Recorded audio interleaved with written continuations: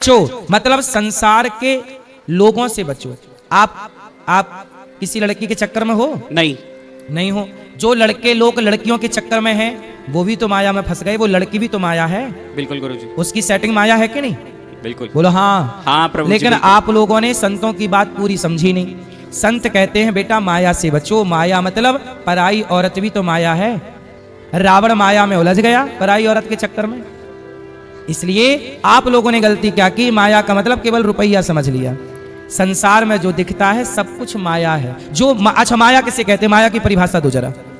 प्रभु जी, सांसारिक सुख जितने भी हैं जिसको ना सुनो, इसलिए कहते हैं आपके अभी बहुत दूर हो आप इन अर्थों के, इसलिए खूब सत्संग करो। अभी आप बहुत दूर हो। सुनो, माया किसे कहते हैं? जो है नहीं, बोलो जो है नहीं पर दिखाई पड़े, वो माया है। बताओ वो क्या है? जो है नहीं पर दिखती है या दिखता है। बताओ वो क्या है?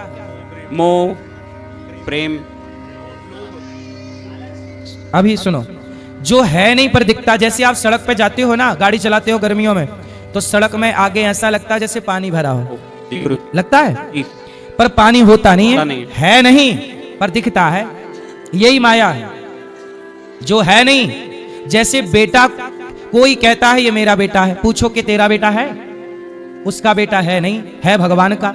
आपकी आंख, कान, हाथ, पांव, नाक किसने लगाई? सब भगवान ने लगाई। फिर लेकिन माँ बाप क्या दावा ठोकते हैं? मेरा बेटा है। अरे भाई, वो भगवान का, मेरा है नहीं पर मेरा सा लगता है। यही तो माया है। इस बात को ना जान के संत लोग समझाते हैं भाई माया से दूर। तो लोग माया का अर्थ केवल रुपया समझते हैं, इससे ज्यादा उनकी अक्ल ही नहीं है। इसलिए संतों की बात समझने के लिए लंबा सत्संग चाहिए। खूब सत्संग करो, बहुत समय, तब कुछ समझ में आएगा। ऐसे थोड़ी के लाइन सुन के समझ जाओगे। जी प्रभु जी, एक बार मेरी माता जी एक प्रश्न पूछना चाहती हैं। राधे राधे गुरुजी। जी गुरुजी, मैं ये पूछना चाहती हूँ कि जैसे समा के चावल जो होते हैं, तो वो हम जैसे शिवरात्रि का व्रत करते हैं, नवरात्रि के व्रत करते हैं, तो उसमें तो हम खा लेते हैं। लेकिन एकादशी के व्रत में ये कहा जाता है कि समा के चावल नहीं खा सकते। तो वो चावल होते हैं, मतलब उन्हें क्यों नहीं खाया जा सकता? चावल ना खाओ ना, नहीं। एकादशी में भी बात खाने की ही करनी है मैया को। मतलब सामक ये जो होते हैं, फल खा लो ना, सेब खा लो, केला खा लो, और नाना प्रकार के फल हैं, बादाम, किशमिश, छुआरा। काहे नहीं खा रही हो मेरी माँ? तुम काहे समा के पीछे पड़ गई? वो ये प्रश्न था ना कि वो चावल है या मतलब है, चावल तो चावल है। अच्छा, हाँ। तो यही मेरा प्रश्न था। राधे राधे। राधे राधे गुरुजी। मैं राहुल दुबे मुंबई से आया हूँ, और मेरा ये प्रश्न है कि मनुष्य के जीवन में उसका उपदेश क्या है? मतलब जो जीवन मिला है हमें, इस जीवन का उपदेश क्या है? जैसे हर वक्त आदमी जैसे बाल अवस्था में होता है तो वो अपने मन मस्ती में होता है, फिर बड़ा होता है तो फिर कॉलेज लाइफ में बिजी होता है, उसके बाद में फिर उसकी वापस लाइफ हो जाती है, गृहस्थ हो जाती है, फिर वापस से वो अपने बिजनेस लाइफ में बिजी हो जाता है। तो एक्चुअल इस जीवन का उद्देश्य क्या है? इस जीवन का उद्देश्य है आप समझदार होना, पढ़ लेते हो ना, कपड़े पहन लेते हो ना, पर आपके ही अपने इस देश में ऐसे लोग हैं जो लंगड़े हैं, बहरे हैं, अंधे हैं। तो भगवान कहते हैं कि जब बच्चा कपड़ा नहीं पहन पाता ना तो उसकी माँ पहनाती है। जब आप कपड़ा नहीं पहन पाते ना तो आपकी माँ आपको राजा बाबू बना के रखती थी। आपके पास पैसे नहीं थे तो बाप आपका कमा कमा के आपको पढ़ाता लिखाता।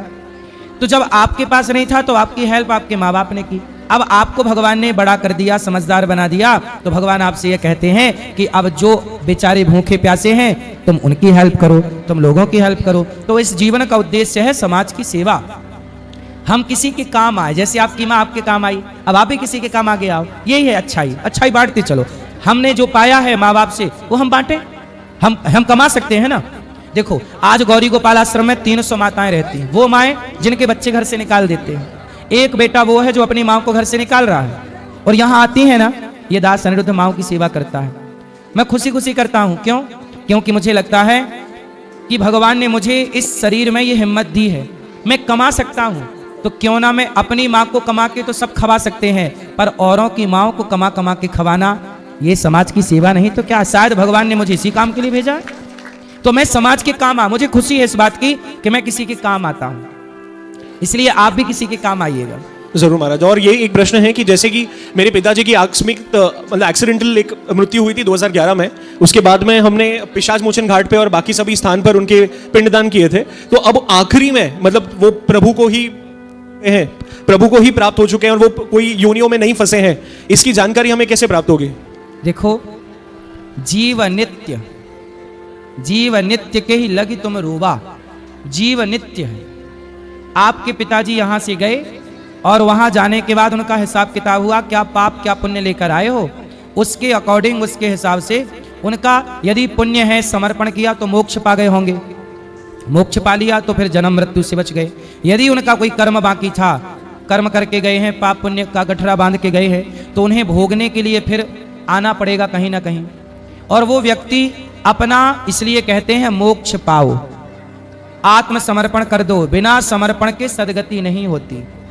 पिंडदान से क्या होता है कि वह उस योनि से मुक्त हो जाएंगे यदि वहां कष्ट है तो। किसी जैसे कोई गधा बना, कोई कुत्ता बना, कोई बिल्ली बना, कोई इंसान बना, कोई कुछ बना, और वहां कष्ट पा रहा तो वहां से उसको मुक्ति मिल जाएगी। लेकिन मोक्ष के लिए साधन धाम मोक्ष कर द्वारा ये मानव का शरीर मिला है, आप खुद अपना मोक्ष करके मरिएगा, बिल्कुल महाराज। आप स्वयं अपना कल्याण करके चलिएगा। सबके लिए बोल रहा हूं कि किसी बेटे के भरोसे ना बैठिए कि बेटा पिंडदान करे तो मेरा मोक्ष हो। मैं अपने मोक्ष का सारा साधन खुद करूं, आत्मसमर्पण करके मरूं ईश्वर। बाकी जो आप कर रहे हैं अपने पिता के लिए, उससे उनके कर्मों के हिसाब से जो उन्हें मिलना है वो मिल रहा होगा। आप अच्छा करते रहिए, यदि आपका कल्याण हो गया तो आपके